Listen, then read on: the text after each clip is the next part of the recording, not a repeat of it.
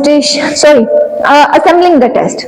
ठीक है, जब आपने ये सब कर लिया, एक क्वेश्चन पेपर रेडी कर लिया, उसमें आपने सब कुछ ऐड कर लिया, देन आप उसको एनालाइज करोगे कि जो चीजें मैंने इसमें ऐड की हुई हैं क्या वो ठीक है या नहीं।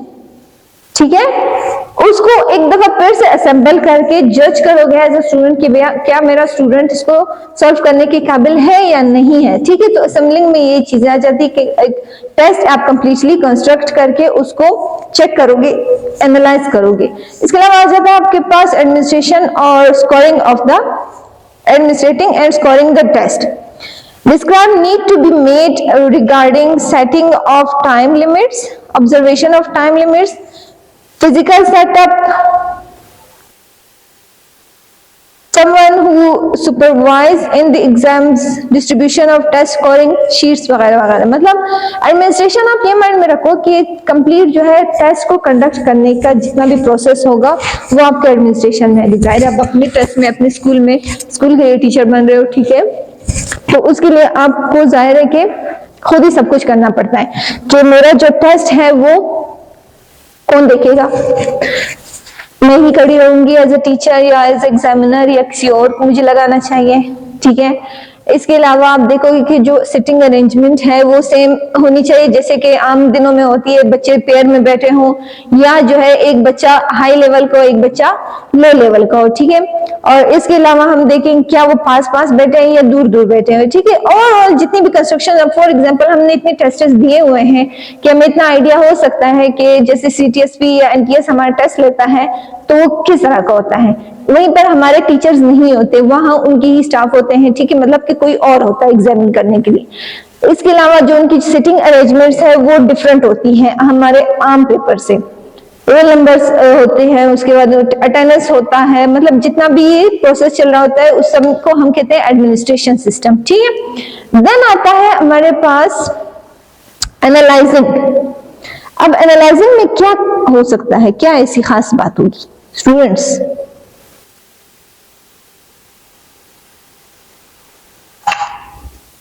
Anyone would like to answer?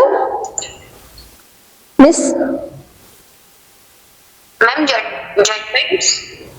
Judgements करना, किसी को जांचना, जज करना। ठीक है, इवन वो रिजल्ट हो सकता है, इवन वो ऑर्गेनाइजेशन सकती है, कुछ भी ऐसा।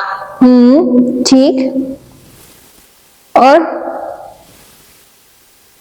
मिस आप कुछ कहना चाहेंगे? अब्दुल मालिक कुछ आंसर कर सकोगे? आप एनालाइज करोगे पेपर लेने के बाद बच्चों से, आप उसको चेक करते हो या नहीं?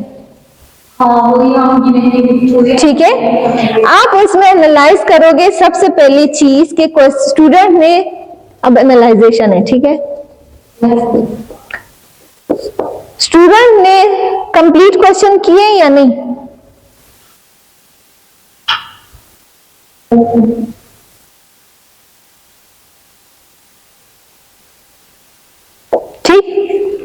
देन आप देखोगे कि स्टूडेंट ने ऑब्जेक्टिव एंड सब्जेक्टिव पार्ट दोनों किया है या नहीं।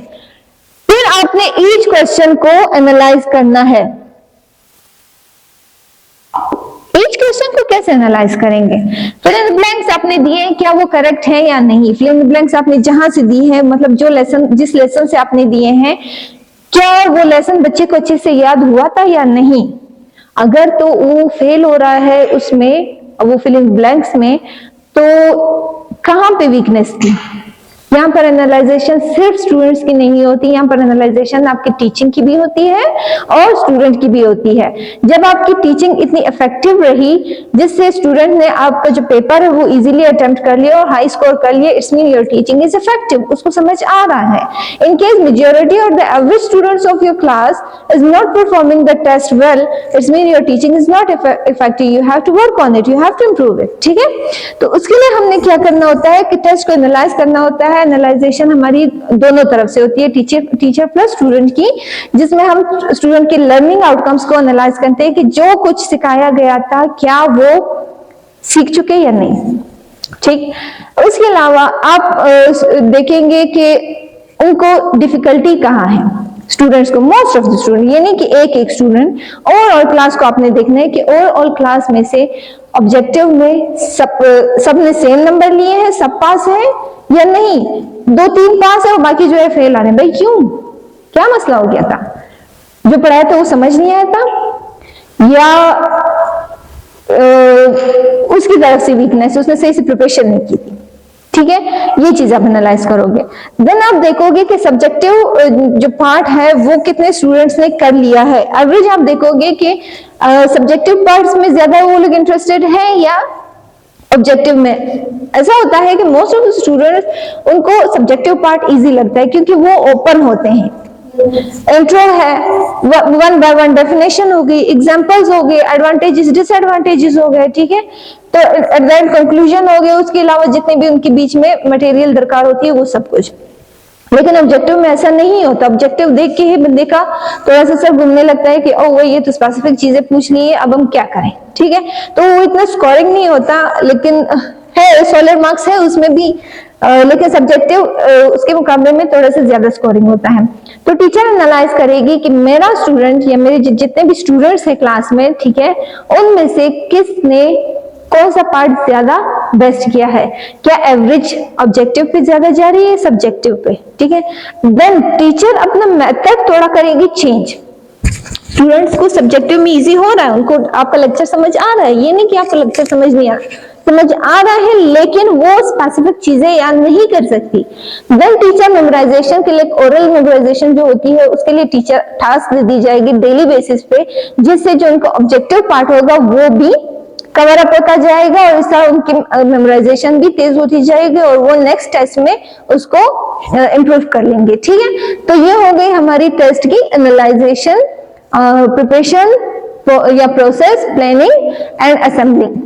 इसके अलावा हम आज पढ़ेंगे आइटम्स ऑफ गुड टेस्ट। ठीक है स्टूडेंट्स, यहां तक कुछ पूछना चाहेंगे आप लोग? क्लियर?